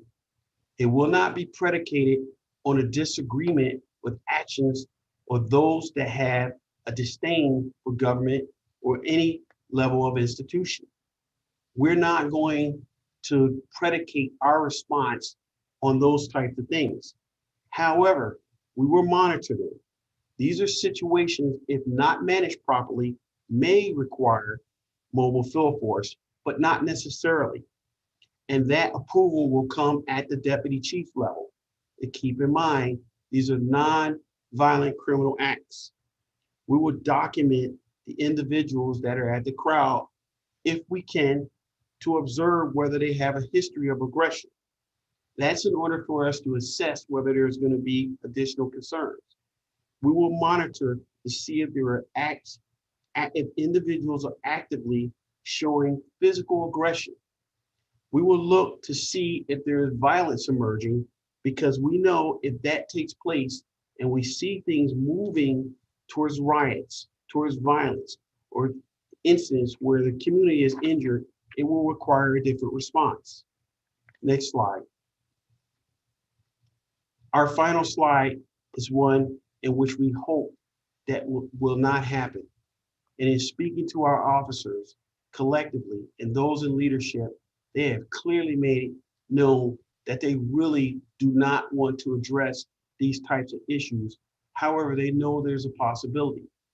And that's active rioting, that's looting, that's setting fires, the use and threats of violence, terror to the public, and committing harmful acts that injure people. These all require a police response. There's no doubt that our primary role is to protect the public. Our primary role is to allow for peaceful assembly. But when you have looting, setting fire, and things of that nature, the police are required to respond. In that case, we will activate the mobile field force as required. We will include rapid response teams, and we will utilize the incident command system. That's when we will become operationalized. Chemical munitions will only be authorized by the executive deputy chief or the chief. And if that's done, it will be done in situations where there's an indication that there's a danger to life. This is not something that we want to do. This is something we take very serious, but we have to make sure that if there's a danger to life, we have to do everything we can to mitigate or stop that from happening. As indicated before, the utilization of canines will not be approved and is not part of our current policy. Specific tactics related to how we address violence and dangerous acts specifically will not be revealed at this time. But I can tell you overall that our goal, even with respect to using less lethal, is designed to keep us from being lethal. It's designed to minimize any impact on anyone at the scene. Pepper ball, which has been a concern. We've modified our practice with respect to that. We don't want to use pepper ball. Our goal is to address individuals that are committing crimes. If a person is committing a crime, we'll have a targeted response. In terms of pepper ball, the response to anything like that is not geared towards an individual, not geared towards striking the person, but geared towards dispersing. And we will give adequate notice. We will ask people, we will direct people over and over again. If we have rioting, looting, setting fire, people being injured, we will warn people to disperse. Our police officers will take measures and make an attempt to try to surgically make arrests in a crowd. But I just have to be honest about that. We have to do that when it's safe. We have to do it when it's safe for the officers, safe for the community members, because I want us to have a real perspective of what transpires when police officers go in a crowd and they arrest a person inside a crowded protest. The optics, quite frankly, are things that we're concerned about. We're talking about individuals that may be placed on the ground. We have lots of clothing that individuals wear. We're concerned about individuals overheating. We're concerned about overwhelming individuals. We're concerned about those types of things. And that's why we will try to employ other tactics to keep individuals from being harmed, dispersed, and not being hurt. And that is why we look at other remedies to keep these things from occurring. So I just wanted to provide you an overview of where we're at. Again, this is the response we had, and we're open to questions. Thank you, ED. Madam President, I turn it over to you. If you want to moderate any questions council may have for us. Thank you. President Scott, you're on mute. Thank you. The first question is from Councilmember Lupien, followed by Councilmember Patterson. Actually, I think Councilmember Harris had one before me. I thought that was from the last segment. Yeah, no. Oh, it was. Thank you. Thank you. I do have a question. Yes. Go ahead. Thank you very much for the overview, and I appreciate the response. I'd like to know more about, I didn't see that you had anything in there about mutual aid response from other agencies such as Sheriff or New York State Police. At what level would you institute those responses, and will they be complying with your outline of response here, or will they be using their own? For example, in previous protests, it was mentioned that they brought dogs, and it wasn't asked by the Rochester Police Department. So it was something that they brought to the scene, and it was not authorized or actually asked by our department. So can you speak to that? I'll ask the ED to address it. I can tell you we had some lengthy internal conversations. We've met with the state police leadership for that very reason. But ED, do you want to go ahead and address it? Yes. Thank you, Chief, as well as council member. The Chief is right. We've made our concerns very well known. We do have a collaborative partnership with respect to our incident command. And we also have a unified command leader who has made contact with our New York State Police and others and made it very clear that the utilization of K9 is not something that we support, approve, or espouse on a number of levels. I've met with leaders, for our partners, and quite frankly, had a conversation about the historical perspective of that and how that, and what the optics of that and what it looks like. And I've provided personal conversations with respect to what that looks like from my own family members. And so we've made that very clear. But what's important is that as I spoke to the members of our organization, all of our leaders have agreed that they do not want to see the utilization of K9. And they've also reached out to our partners as well. So we have a united front and 100% support with respect to not seeing K9s utilized as part of our plan. So does that mean they've agreed not to bring them? Yes. Okay, thank you. And I have a final question. Sure. The rubber bullets, I didn't hear that you mentioned anything about rubber bullets. Can you please give me your position on that? To the best of my knowledge, I don't, and I will double check, council member, the utilization of rubber bullets will not be used.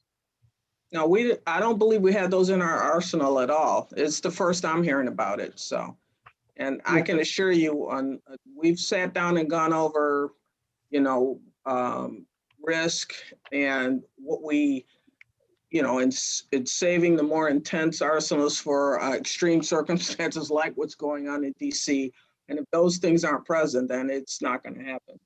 I do want to mention quickly, because one piece, I know when it comes to identifying officers who are on the line in these protest situations. ED, we did come up with a numbering system because I was given specific examples of officers where protesters would Google their name and then send someone to their home and harass their families. So, but we also discuss that we have to have a process in place that still makes them, we still have the ability to easily identify personnel if there's an issue, and we have that.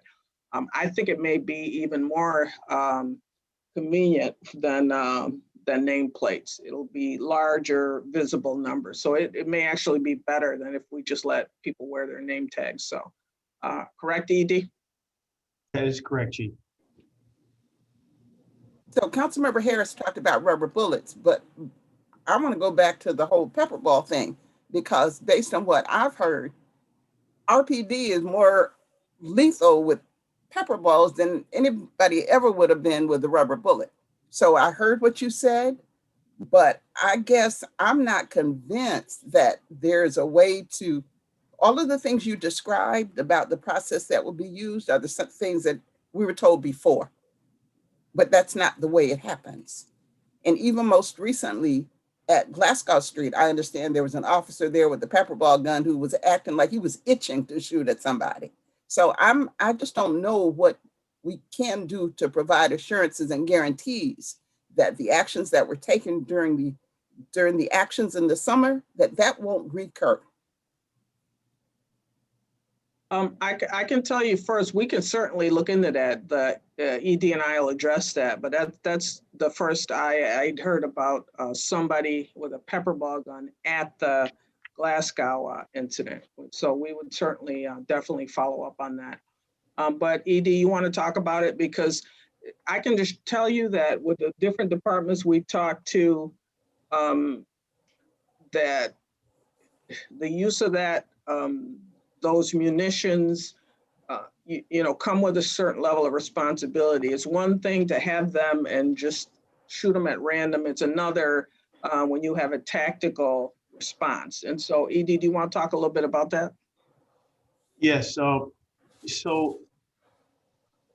we've had quite a few conversations with respect to the use of the pepper ball. So, the way that we see the pepper ball being used is obviously it is utilized in order to disperse a crowd, meaning it's there are individuals that are refusing to leave. The pepper ball is used as more or less like a chemical munition. It can strike an area relatively close to the person, and basically what it does is it acts as a chemical munition, which causes the person to leave the area. In layman's terms. So the goal is to try to get the person to leave without utilizing the pepper ball to strike an individual. That is what the goal is. I think obviously there's been some concerns with respect to how it was utilized before. There's been lots of conversations with our staff with respect to how we will utilize the pepper ball. So, these are situations where we're in a riot, where we have individuals that are refusing to leave. Everything that we use is a targeted approach. The person must be committing a crime. So, is it possible the pepper ball will be used? Yes, it is possible. Used in the manner in which I have been informed that it was used before, I don't see that, especially given the way that our employees have self-reflected in terms of the way that things transpired, and they've made adjustments in terms of how it could be utilized. Am I to understand that there are cities like even New York City does not use that? There are some cities that do not, and there are some that do. So obviously, New York City, when we look at that particular agency, the number of resources they have, is quite a difference with respect to how our resources. So oftentimes when you look at really large agencies, quite frankly, they have a lot more resources, which means they have a lot more individuals to address large scale situations. But I think what's really important is to understand the intent of using it. Committing a felony, they're committing a crime, they're trying to injure someone. The options we have are to allow it to continue or to take an action to stop it. And that's what's on the table with respect to stopping individuals that are really trying to harm individuals. Councilmember Lupian, I think you're next. I just, Madam President, if I could add to that we're also looking at, I believe I put it in my memo to council, but we're looking at changing and getting rid of certain munitions. Our main concern here is we have a short timeline that we need to just be prepared because we're expecting different case decisions that, we're concerned may impact Rochester, but that's not going to stop us from moving forward with making changes. We just need to have a plan in place to be ready now, as opposed to, waiting until we can make changes and have our staff personnel trained for it is all. I just wanted to reiterate that. Well, I'm glad to hear that because frankly, I hear you, ED, but I'm not there with your response so far. But I understand. Understood. We do understand. Councilmember Lupian. Yeah, I'm feeling kind of the same way. But I'm trying to keep it brief. There are a couple things that you talked about that kind of piqued my curiosity. So around using pepper balls to disperse, I'm all for not aiming them at people, which is certainly what has happened in the past. But one of the issues with this summer's protests is that the order was given to disperse, saying it was an unlawful gathering, when in actuality, that's not the legal definition of an unlawful gathering. And so people not leaving shouldn't necessarily mean that they will have to be dispersed by pepper balls. And that is one of the main things I saw that really escalated the situation, is when people wanted to stay and then were told to unlawfully disperse. So can you kind of clarify in that situation, what might happen? I can, and I want to, it's difficult to alleviate any concerns that you may have. But again, when we're talking about disperse, we're talking about a situation where individuals or an individual in the crowd is doing something that is of significant harm to either other people in the community and or the police officers. And the only way to stop the individuals is to get them to disperse. As we talk about the utilization of pepper ball, is targeted. If used, it is only when a person is committing a crime and only when it is our attempt to make an arrest on the individual, where there are no other means available, meaning we can't stop them. We can't do anything to keep them from continuing a felony or trying to injure people, and we have to do something. So again, those are the types of situations that we would disperse the crowd. Again, rioting, felonies, things of that nature where it's causing life-threatening scenarios to the public. Yeah, I guess I'm just nervous at the definitions of some of those things, like water bottles. Is that considered dangerous? In my estimation, there was no protest where there was riotous behavior before the police tried to disperse. It only came after. And so I kind of just want to have some assurance that that's, even, to be honest, even just showing up with the pepper ball guns can escalate.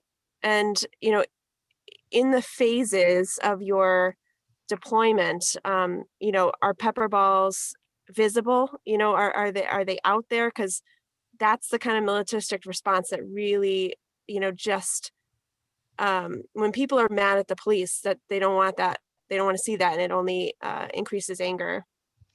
Oh, I agree. That is a great question. Yeah. So one thing that you should know. Can I just mention first, ED, I just wanted to reiterate that when we talked about that, and I have to give him credit because we'd go over this plan and we were up late reading, and there were times I just had to put it down and, you know, he stepped in or I stepped in. But that's one of the major reasons we came up with the phases, is we want people to understand what the rules of engagement are up front. If you're out there to protest peaceably, you have nothing to fear. We want to be clear about that, but we also want to be clear to our people that, you know, certain responses are dictated by certain behavior. And that's why we're leaving the violent aspects of it towards the end. And we don't even call it a protest, because if you're attacking people or trying to burn a building down, we don't even call that a protest, because that's not what it is. So, but anyway, ED, if you want to add in on that too. Agreed. Councilmember Lupien, one of the things that's very important is to understand that the plan can vacillate up and down. And what I mean by that is, obviously, you're talking about what it looks like when individuals come out with pepper balls. Now, again, this is not something that the officer should be coming out with unless the situation dictates that there's that level of danger. But again, as we've spoken to our leaders and those that are out there, is that we know that once the situation changes, then it may go back to a situation that does not require us to be out there with the pepper ball anymore, which means that the plan will graduate back, it'll vacillate back to where we're not in that situation. It's only to be utilized when we have extreme danger. And when those things are occurring, the officers will address the situation. And when they stop, then the officers will vacillate back to a different posture. Councilmember Patterson. Thank you. I'll be brief.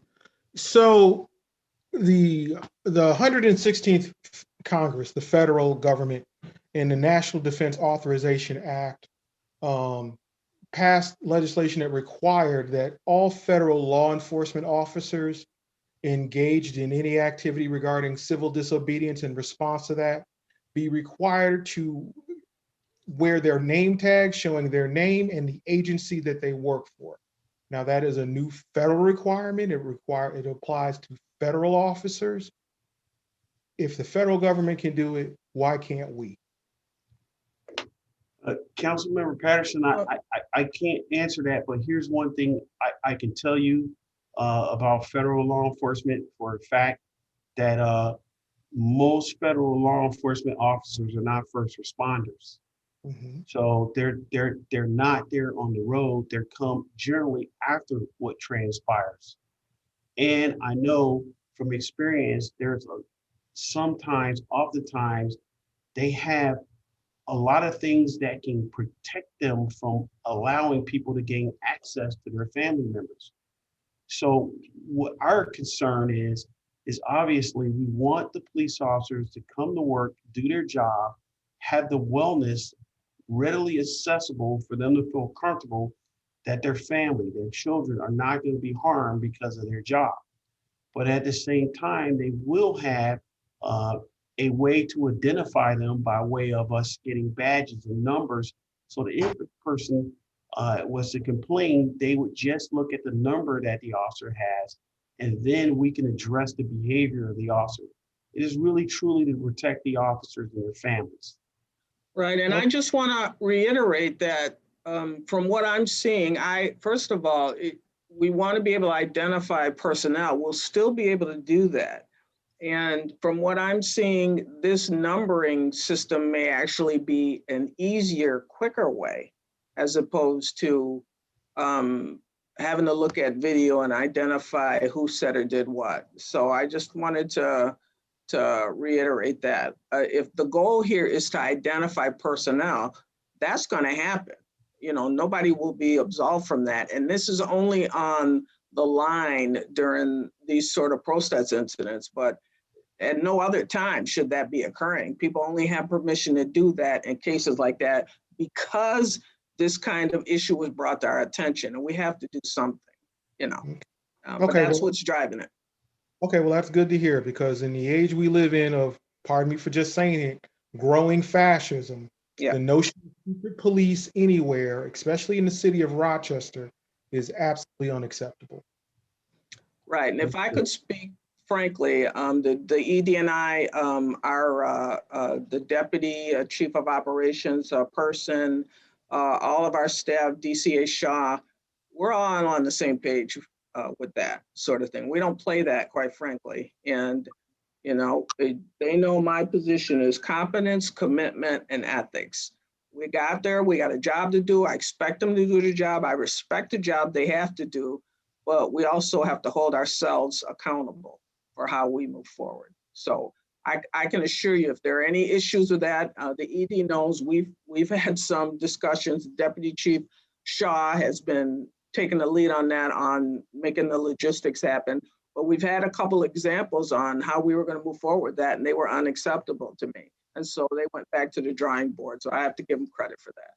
But yeah, if I can't be assured that there's an easily identifiable system like that to replace name tags, then it's just not going to happen. So I just wanted to assure you of that. Chief, when do you expect that to roll out? We did, I've got some contacts in the AG's office. You know, we all try to, you know, work together and keep each other in the loop. The ED, I have a conflict, but the executive deputy is going to cover it for me. Meeting with all of the police chiefs in the county, to include the sheriff, to have some discussions around getting ready for, you know, some of the decisions that are coming out. So we're all clear about resources. We just gave our draft plan to the local union to take a look at, you know, because we've all got to be on the same page. If they have any concerns, we want to hear about it once, you know, we had the plan. And so from what I'm hearing, mid to late January is when we could expect to hear some decisions. So we have a draft plan in place now. Now's the time to tweak it and make sure we're all ready. So I expect we're going to be ready. My only concern was with this most recent incidents in Washington, D.C., is that going to somehow transpire over here? You know, people would get a sense of some sort of solidarity, but I'm not seeing that. So other than that, I expect that we're going to be ready. Like I said, we've had some hard internal conversations, you know, listening to those other police departments talk about the mistakes they made and why, and we wanted to learn from that. And I have to give all the credit to ED Anderson for coordinating that. These are folks I know too in my law enforcement travels, and they're good people. And they were willing to take the time to talk to us confidentially and say, hey, here are the mistakes we made.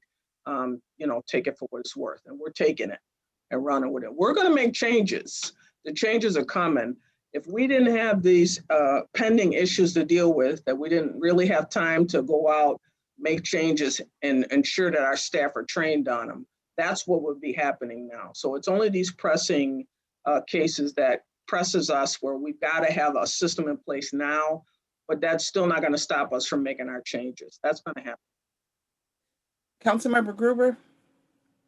Actually, Councilmember Patterson hit it on the head. I really want to make sure that we get that addressed, and I echo his remarks and appreciate your answer, Chief and ED Anderson. Councilmember Melendez? Yeah, we'll show you a sample picture of what it looks like, so you'll have an idea when we use the numbering system. Because like I said, I got to be happy with it. If not, it's not going to happen. I have to tell you that I hope it's something like, you know, when people are in those dance contests and things, they got a big number tag on their chest. Okay, you'd have something like that. That's actually what I was picturing, but you're the first person to say it. Yeah, that's what I'm looking for. Okay. Yeah, all right. Okay. Councilmember Melendez? Yes, a few quick things. You know, a couple times in the community, we've had incidences where we've had events, and I'm going to go beyond what's gone on this summer, and the actions of a few end up having consequences for many people. So yeah. I appreciate that there is some approach looking at targeting versus attacking the whole. Oh yeah, definitely. So I wanted to confirm, are flashbangs also going to be banned in these types of situations? Because my understanding is that those were also used at a protest this past summer. We're in conversations about that, but we're really severely restricting the use of any of these types of items. And while we've got things to the point where, you know, the ED and I are going to be joined at the hip in deciding how or if that's going to be used. While we're a little hesitant to take anything off the table until we have proper replacements and we've trained on them, just know that they're really last resort items. They really are. So. Okay, and the other question I had is, you know, just looking at the events of today and what's gone on, I just wanted to make the observation actually that I feel like we were better prepared to protect the public safety building than the Capitol was in protecting against Trumpers. So I feel though that that's kind of a interesting dichotomy with what's going on in our communities when it comes to when Black and brown people protest versus when other people protest. And we need to have measured responses to make sure that there's equity in how we address our people. I don't disagree with that. Those are all things I'm watching for. The ED has some of us, you know, we've been watching too and seeing how different things are handled. But, you know, sometimes you can tell when someone's been taking the time like we have, because for us, it's a little different. We're not just figuring out a game plan, but we had to take time to look at all the things that happened in the previous ones and make sure we didn't repeat and how those things and how we would make things a little different. And my sense is that it sort of seems like you have groups not talking to each other, because as I watch that, now they're calling in other police agencies from around the DC area. But you'll note that tomorrow, the ED is going to go talk to all the county different police departments. I've been emailing with them, and I asked if we could have a discussion sooner than later. So if we need their help, how that will work. And we talked about rules of engagement, the kinds of things we don't want to see repeated, like our policy, it's written in our policy. And when protests happen, we do not utilize canine. We don't do it. And so we need to make sure those things are clear to the other agencies. And that's what's going to be done tomorrow. I'm big on communication, if somebody will talk to me. And so we've been reiterating, first we had to have our own game plan together, which we did by spending a lot of time talking to people. And then now we're making sure, because that's on our list of to-dos that I've requested, is that we make it clear in writing to all other agencies that, here are the requirements we have. Like I said, issues like not using canine, like we have a SWAT team, but they're not going to be in view of the protesters. you have resources, but there are conditions that you just don't utilize them under. You just don't do it. So we're doing the best we can. I know it's a tough situation for us, but it's also tough for the community as well. We understand that. And we're just trying to bring our best to the table. And one of the things we are going to do, Captain Mura's team is working on it, is we're going to give more information up front. I want people to know when we talk about a certain peaceful protests, you know, it's your city. We welcome that, we support that, but that certain, you know, conditions or activities when we would try to disperse, we want to let people know that up front, that if we're talking about violent behavior or somebody tries to burn a building, that those are the things that are going to cause issues. But other than that, you know, you have a right to protest and we support that. So we want to be more transparent about that. We've been trying to meet with groups as much as we can up front, you know, to the extent we can. The ED has, so have I, Captain Mura has, and Officer Moses Robinson has been very helpful. So we're doing what we can to engage groups and have these conversations so we can kind of know up front, you know, what the expectations are. Councilmember Lupien, and then Councilmember Pio, and we'll wrap it up. I know we've taken quite a bit of time, and I do appreciate you all being with us. Thank you. Yeah, I just wanted, I have a lot of things, you know, obviously there's not time, but maybe Chief, I can email them to you. Of course, yeah. I do want to touch on the mask issue. There were some people from Glasgow taken to the jail, and some said that the officers wore the mask the whole time. Others said that once they got in the car, they took it off and were exposed for all that time. And then of course the jail, you know, the person processing fingerprints wasn't wearing a mask. And it's something that I've heard over and over again about officers not wearing masks. And I see many wearing them, but I also see many not. And just, you know, what can you do to make sure that that they're wearing them, especially with this new strain coming to upstate New York? It's very scary. And, you know, I don't want people to have to risk their lives with COVID, you know, to, you know, practice their civil rights in demonstrating. Sure, we can, like you said, we can certainly have some conversation offline. It doesn't have to end tonight. And I also have read where the jail has had some major outbreak issues there. I know the ED had talked about in some cases with those masks, they would steam up or fog up and they couldn't see on the clear mask coverage. But the actual face masks that are supposed to cover your nose and mouth, yeah, we could certainly have some conversations about if you've seen someone not wearing those and there are some exposure issues. Let's talk offline, and if we get specific incidences, we could certainly follow up on that, definitely. And we continue to, Councilmember Lupien, we continue to reiterate and encourage all of our officers to wear masks. We have weekly meetings with our union leaders, not just our officers, our firefighters, our DES workers, making sure that they have proper PPE, that they are given and available for our workers. We are looking at on Saturday creating a rapid testing site for city employees, not just at our rapid testing sites, making a streamlined process for city employees to be able to go and get a rapid test. So we recognize, we understand your concern.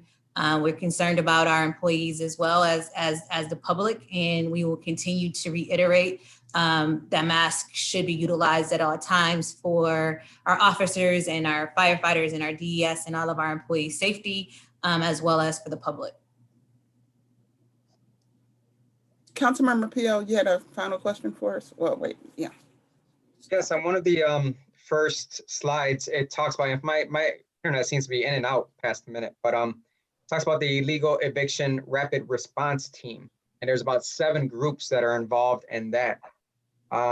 Being on a nuisance abatement board, I've seen how hard it is for landlords to get help when in terms of drug dealers and prostitution being done in their houses.